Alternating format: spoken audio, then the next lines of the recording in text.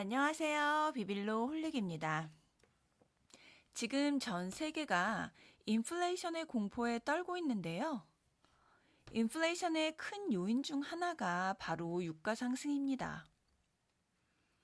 석유 가격이 고공행진을 하면서 세계인의 돈이 중동 걸프만 연한 산유국들로 흘러가고 있는데요. 그럼 걸프만 연안국들은 그 많은 돈을 어디에 쓰고 있을까요? 궁금해서 읽어보았습니다. 영국 이코노미스트 2022년 8월 13일 기사입니다. 유가가 상승하면서 IMF가 추정하기로는 중동 및 중앙아시아 산유국들의 석유 수출 매출이 이전에 예상했던 것보다 3,200만 달러, 한화로 약 431억 정도 증가할 것이라고 합니다. 이 금액은 이 나라들의 GDP를 합친 것의 7%에 해당하는 것이라고 하니 아무것도 하지 않고 유가 인상만으로 GDP가 7% 성장하는 효과가 있는 것이네요.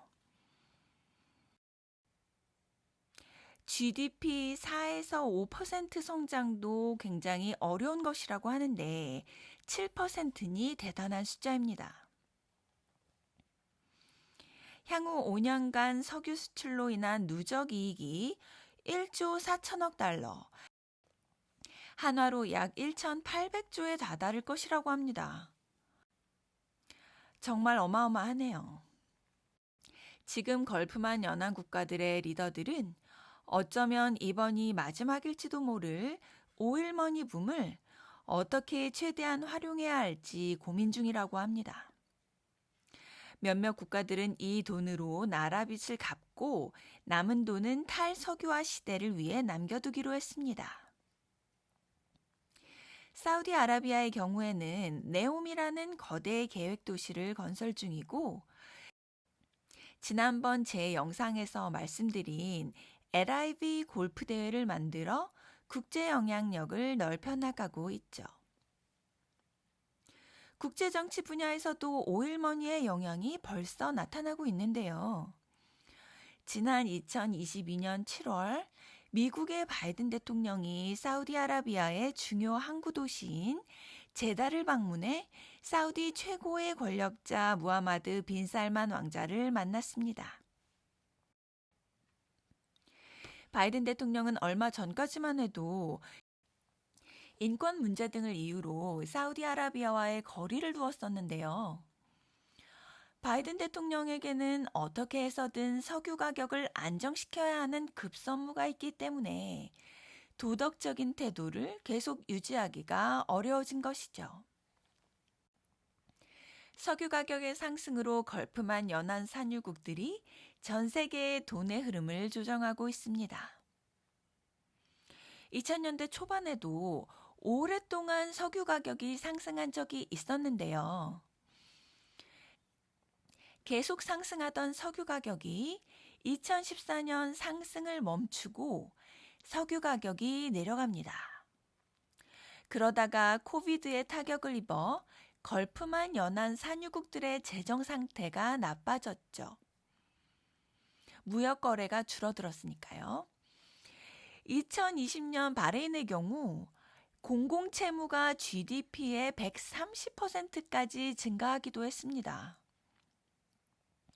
하지만 2022년 올해에는 높은 유가 덕분에 채무 비율이 12%포인트 감소할 수 있을 거라고 하네요. 바레인은 걸프만 연안 산유국들 중에 가장 석유 생산량이 적은 국가인데도 말이죠. 걸프만 연안 산유국들의 모임을 The Gulf Cooperation Council, 줄여서 GCC라고 합니다. GCC 멤버로는 바레인, 쿠웨이트, 오만, 카타르, 사우디아라비아, 그리고 아랍에미레이트가 있습니다. 높은 유가 덕분에 오만의 국가 채무도 GDP의 20%포인트 이상 줄어들 것이라고 하네요. 이렇듯 바레인과 오만은 유가 상승으로 벌어들인 돈을 나라 빚을 갚는 데 쓰기로 했는데요. 다른 GCC 국가들은 돈을 빚을 갚는 데 쓰지 않고 다른 용도를 위해 남겨두기로 했습니다. 사우디아라비아의 재무부 장관의 말에 따르면 유가 상승으로 인한 이익을 최소한 올해까지는 건드리지 않고 중앙은행에 보관할 것이라고 합니다. 그리고 이 돈을 2023년 외환보유고 또는 국부펀드 PIF에 넣을 것이라고 하네요. 전 세계가 인플레이션에 고통받고 있는 것과 달리 GCC 국가들의 인플레이션은 크게 심하지 않습니다. IMF의 예상으로는 올해 GCC 국가들의 인플레이션이 최고 3.1% 정도 될 것이라고 하는데요. 이 수치는 미국이나 유럽과 같은 다른 나라들과 비교하면 매우 낮은 것이죠. 저임금의 외국인 노동자들이 많이 유입되고 있어 임금의 수준이 낮은 것도 인플레이션을 낮게 유지할 수 있는 요인 중에 하나라고 합니다. 게다가 6개의 GCC 국가들 중 쿠웨이트를 제외한 5개의 국가는 자국의 통화 가치를 달러에 고정하고 있습니다. 다시 말하면 GCC 5개 국가의 통화 가치는 달러와 비교하면 항상 1대1이라는 뜻입니다. 이렇게 달러의 통화 가치를 고정하는 이유는 석유가 미 달러로 거래되기 때문에 환율 차이에서 오는 위험을 방지하기 위해서라고 하네요. 요즘 미 달러가 워낙 강세이다 보니 GCC 국가들의 석유 수출 비용도 낮아져서 GCC 국가들은 이래저래 유리한 상황입니다. 그런데 이렇게 GCC 국가들의 경제 상황이 좋아 보임에도 불구하고 해당 국가의 국민들은 어려움을 느끼고 있다고 하는데요. 대부분 GCC 국가들은 국민들에게 연료 보조금을 지급하는데요. 다시 말하면 석유값의 일부를 나라 돈으로 내주는 거죠. 그런데 아랍에미레이트의 경우 2015년부터 이 보조금을 점진적으로 줄여왔다고 해요. 그래서 아랍에미레이트 자국 내 유가가 올해 1월부터 7월까지 79%나 올랐다고 하네요. 바레인 정부는 1리터에 1.23달러로 석유 가격을 올렸는데요. 이 정도면 세계 다른 나라와 비슷한 수준이기는 하지만 산유국이라는 것을 감안하고 보면 매우 비싼 가격입니다. 사우디아라비아에서 자국 내 유가는 바레인에 비해 절반 수준이라고 해요. 나라는 오일머니 붐으로 이렇게 돈을 많이 벌었는데 그 돈을 국민과 함께 나누어야 하는 거 아니냐라는 압력이 커지자 아랍에미레이트 정부는 연료 보조금을 없애는 대신 복지의 지출을 늘리겠다고 발표하기는 했는데요. 혜택을 받을 수 있는 인구가 그리 많지는 않다고 합니다. 어쨌든 아랍에미레이트는 인구가 적은 편이라 사회적 지출을 늘리기가 쉬운 편이라고 해요. 하지만 사우디아라비아의 경우 인구가 3,500만 정도로 많은 편이라 국민을 만족시키기가 어렵습니다. 사우디 정부는 지난번 오일붐 때 벌어들인 돈으로 일자리를 많이 만들고 공기업의 임금을 많이 올려주었는데요. 이것이 지금 추진하고 있는 비전 2030 계획에 방해가 되고 있다고 합니다. 비전 2030은 탈석유화 시대를 대비하기 위해 사우디의 경제를 다양화시키는 계획인데요. 현재 대부분 석유와 관련된 공기업의 임금이 높으니 청년들이 사기업에는 입사하기를 꺼린다고 합니다. 그러니 경제의 다양화가 쉽지 않은 것이죠. 앞서 GCC 국가들의 인플레이션이 다른 나라보다 덜하다고 말씀드렸는데요. 낮은 인플레이션을 유지할 수 있었던 또 다른 이유가 있습니다. 바로 부가가치 세율 조정을 이용한 것인데요. 2016년 GCC 국가들은 5%의 부가가치세를 도입하기로 결의합니다. 그때부터 쿠웨이트와 카타르를 제외한 나머지 국가들이 부가가치세를 유지해오고 있습니다. 그중 사우디아라비아는 2020년 팬데믹의 영향과 낮은 유가로 인한 수익 감소를 만회하기 위해서 부가가치세를 15%까지 올렸었죠. 유가가 다시 상승한 지금 사우디아라비아는 그 당시에 높았던 부가가치세를 인하함으로써 공공지출이나 고용 창출을 하지 않고도 국부를 국민에게 분배해라 라는 국민의 요구를 잠재우고 있는 것이죠. 어차피 그 당시에 많이 올렸던 부가가치세를 지금 낮춘 것뿐인데 조삼모사라는 생각이 드네요. 지금 당장은 오일붐으로 수입이 많지만 장기적인 관점으로 봤을 때 GCC 국가들의 고민이 많습니다. 바레인 국부펀드의 한 임원의 말에 따르면 지금 당장은 행복하지만 탈석유 경제에 초점을 맞추어야 한다라고 말합니다. 그런데 현실에서 탈석유 경제에 초점을 맞추는 것이 쉽지가 않다고 해요. 국부펀드 매니저들 말에 따르면 미래 세대를 위해서 오일머니를 소중히 여기고 신중하게 투자하면서 동시에 그린 에너지와 같은 탈석유 분야의 투자 자본을 늘려라 라는 모순된 지침을 따르기가 어렵다고 합니다. 탈석유 분야는 아직 미개척 신성장 분야라 투자 위험이 크기 때문이죠. 그동안 GCC 국가들의 투자가 항상 성공한 것은 아니었는데요. 이전 오일붐 때에 추진한 메가 프로젝트들이 실패한 사례가 있었죠. 아랍에미레이트의 두바이에 대적하기 위해 추진한 사우디아라비아의 경제구역 건설은 계속 미뤄졌었고 비용도 상승했었죠. 완공이 되어서도 공실이 있었다고 합니다.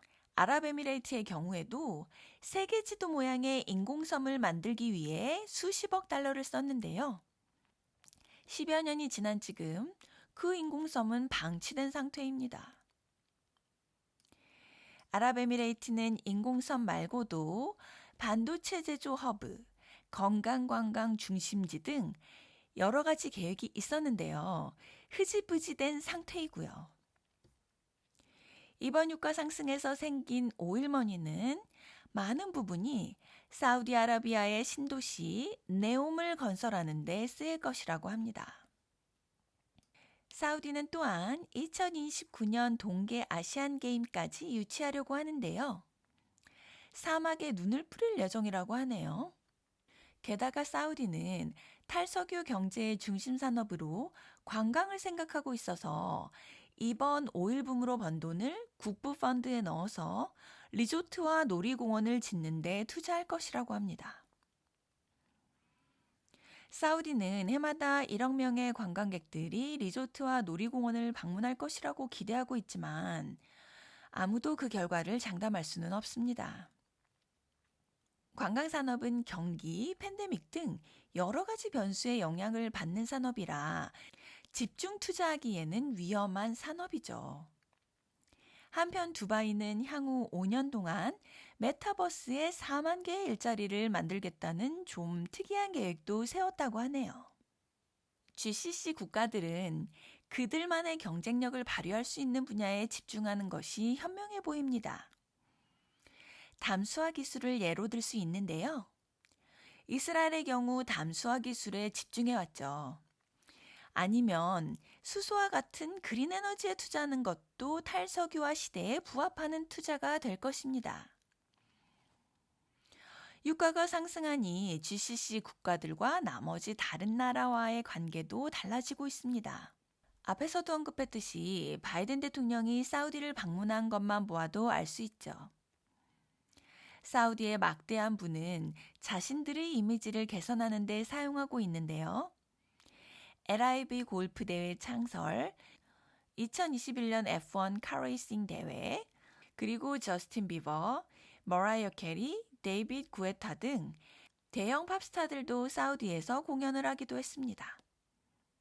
그러면 지난번 오일 붐의 GCC 국가들이 벌어들인 돈은 어디로 갔을까요? 바로 미국으로 흘러들어갔습니다. 미국 국채를 많이 매수했죠. 쉽게 말하면 석유로 번 돈을 미국에게 이자를 받고 빌려주었다는 이야기입니다. 그래서 미국이 GCC 국가들에게 앞으로 갚아야 할 빚과 이자가 많았죠. 이것을 경상수지 적자라고 합니다. 현재의 유가 상승은 2000년대에 있었던 것보다 글로벌 경제에 훨씬 큰 타격을 주고 있는데요. 그 이유는 이번 유가 상승은 수요 증가가 원인이 아니라 러시아의 공급 감소에 있기 때문이죠. 2000년대에는 유가가 비싸더라도 공급이 있었기 때문에 뭔가를 생산하는 데는 어려움이 덜했는데 이번 유가 상승에는 석유의 공급 자체가 없기 때문에 생산을 줄일 수밖에 없어 어려움이 더 큰 것입니다. 인도나 중국과 같은 나라들은 이미 GCC 국가들에게 접근해서 함께 프로젝트를 시작했습니다. 예를 들어 지난 20여 년 동안 인도, 중국, 사우디아라비아, 아랍에미레이트가 가난한 나라들에게 돈을 빌려주었는데요. 예전에는 서방 선진국이나 세계은행과 같은 국제기관이 했던 일들을 인도, 중국, 사우디아라비아, 아랍에미레이트가 하면서 자신들의 영향력을 키워나가고 있는 것이죠. 어쩌면 이번 오일붐이 GCC 국가들에게 마지막 기회일지도 모릅니다. 석유값이 너무 오르다 보니 부자 나라이건 가난한 나라이건 상관없이 고통을 겪고 있어 탈석유화의 필요성을 어느 때보다 절실히 느끼고 있죠. 이것을 GCC 국가들도 잘 알고 있기 때문에 지금의 기회를 최대한 활용하면서 여러모로 다른 살 길을 찾고 있는 것이고요. 석유 한 방울 나지 않는 나라의 국민으로서 산유국들이 부럽기도 했지만 자세히 살펴보니 그리 부러울 것도 없다는 생각이 듭니다. 개인도 남과 비교하기보다는 자신만의 장점을 최대한 갈고 닦아나가는 것이 중요하겠죠. 소중한 시간 함께 해주셔서 감사합니다. 이상 여러분의 국제 감각을 응원하는 비빌로 홀릭이었습니다.